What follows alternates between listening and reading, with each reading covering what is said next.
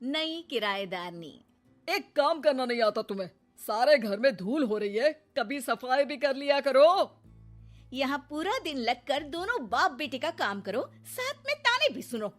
जब मैं बोलती हूँ कि ऊपर वाले पोर्शन में किराएदार रख लो, अरे सफाई भी रहेगी, पैसे भी आएंगे, तब तो किसी को मेरी बात सुननी नहीं होती। हो गया टैप रिकॉर्डर शुरू। ये कहते हुए राज घर से बाहर निकल जाता है, जिसके बाद शिविन अपने कमरे से निकलकर नेहा के पास आता है।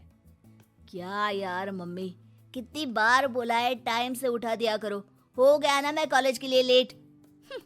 दुनिया की सारे गधे घोड़े बेचकर तो तू सोता है। पता भी चलता है तुझे कि मैं कितनी बार उठाने आती हूँ। बस दोनों बाप बेटों को घर से निकलते हुए लेट होने की फिक्र है, वापस आते हुए कितना भी लेट हो जाए कोई फिक्र नहीं। ओहो मम्मी, ओवर एक्टिंग मत किया करो। माँ की बातें अब ओवर एक्टिंग ही तो लगेगी ना। मेरी तो कोई फीलिंग्स ही नहीं है। क्या करूं, मर जाऊं क्या मैं? ओफो मम्मी, जा रहा हूँ मैं, बाय। शिविन चला जाता है और नेहा बेचारी किलस्ती अपने घर के कामों में लग जाती है। इसी तरह चलती है नेहा की जिंदगी, जिसमें उसके ज्यादा बोलने वाली आदत की वजह से उसका पति और बेटा उसकी फीलिंग्स की कदर किए बिना हमेशा उससे दूर भागते रहते हैं। पूरा दिन घर में अकेले रहो और जब पति या बेटे से बात करने जाओ तो उनके नखरे अलग। अब मुझे ही कोई अच्छा किराएदार ढूंढना पड़ेगा। इसी के साथ नेहा किराएदार की खोज शुरू कर देती है, जिसके कुछ महीनों बाद दूसरे शहर से यहाँ पढ़ने के लिए आई निम्मी घर ढूंढते हुए नेहा के पास आती है और वो उसे किराए पर रख लेती है। अगली सुबह हमेशा की तरह राज और शिविन अपनी जल्दी में होते हैं कि निम्मी वहां आ जाती है। दीदी, थोड़ी चीनी मिलेगी, वो कल ना राशन लाने का समय ही नहीं मिला। निम्मी को देखते ही दोनों बाप बेटे की जल्दी वहीं खत्म हो जाती है और वो निम्मी को इम्प्रेस करने की रेस में भागने लगते हैं। अरे मम्मी को क्यों परेशान करना, मैं हूं ना। अरे तूने आज तक अभी किचन की शक्ल भी देखी है? रुको मैं लेकर आता हूँ। चीनी का डिब्बा कौन सा है और कहाँ रखा है वो तो पता नहीं है दोनों को। फिर चीनी के अपने मुंह से निकलने जा रहे हो किचन में? अरे मैं तो बस तुम्हारी मदद करने के लिए बोल रहा था। है क्या मदद? और वो भी तुम करोगे? सच में?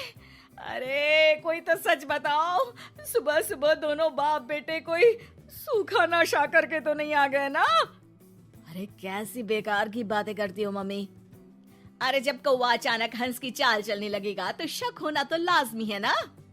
घर का ऐसा माहौल देख निम्मी वहां से जाने ही लगती है कि राज उसे रोक लेता है। अरे आपने चीनी तो ली ही नहीं? इट्स ओके भैया, मैं आज बिना चाय की ही कॉलेज चली जाऊंगी। जहाँ एक तरफ भैया सुन राज का दिल टूट जाता है, वहीं कॉलेज सुन शिविन खुश हो जाता है। वैसे आप कौन से कॉलेज में हो? इस पर निम्मी जवाब देने ही वाली होती है, लेकिन नेहा टोकते हुए बीच में बोल पड़ती है। अब दोनों को देर नहीं हो रही। हद है इनसे भी, कहीं बात बनने ही नहीं देंगे मेरी तो। अरे जा रहे, अब यहाँ बचाई क्या है? इस पर निम्मी के पीछे पीछे शिविन कॉलेज की तरफ और राज ऑफिस चला जाता है।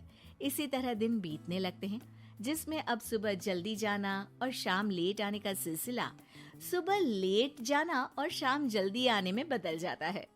एक शाम वो दोनों समय से पहले ही घर वापस आ जाते हैं, जिन्हें देख नेहा हैरान रह जाती है। हाय मेरे रब्बा, अरे पहले घर जल्दी आना शुरू कर दिया और आज तो उससे भी जल्दी। कहीं मैं कोई सपना तो नहीं देख रही? मतलब अब क्या हम अपने घर भी जल्दी वापस नहीं आ सकते? अरे घर तो कितने सालों से तुम्हारा ही है, पर लगता है कि अपना ही है, इस बात का एहसास अब हुआ है। वो सब ठीक है मम्मी, निम्मी कहाँ है?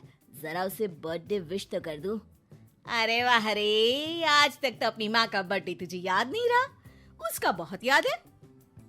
वो तो मुझे पापा ने याद दिलाया है। हैं? अरे क्या बोल रहे हो तुम झूठे? नहीं बेबी, देखो मुझे तो तुम्हारा बर्थडे भी याद नहीं रहता, तो उसका कहाँ से याद रहेगा मुझे? तौबा, मैंने तो किराएदार रखकर अपने ही पैर पर कुल्हाड़ी मार ली। बेटा तो बेटा, यहाँ तो बाप भी किसी से कम नहीं है। इतनी देर में निम्मी भी घर वापस आ जाती है, जिसे देखते ही शिविन हैप्पी बर्थडे गीत गाता हुआ उसके पास चला जाता है। हैप्पी बर्थडे निम्मी। बताओ आज क्या चाहिए तुम्हें? हाँ हाँ, मांग लो ना इसकी जान। अरे नहीं नहीं, मुझे कुछ नहीं चाहिए, बल्कि मैं तो आज आप लोगों को कुछ देने आई हूँ। क्या क्या देने आई हो? निम्मी अपनी बैग में से मिठाई का डिब्बा और शादी का कार्ड निकालती है।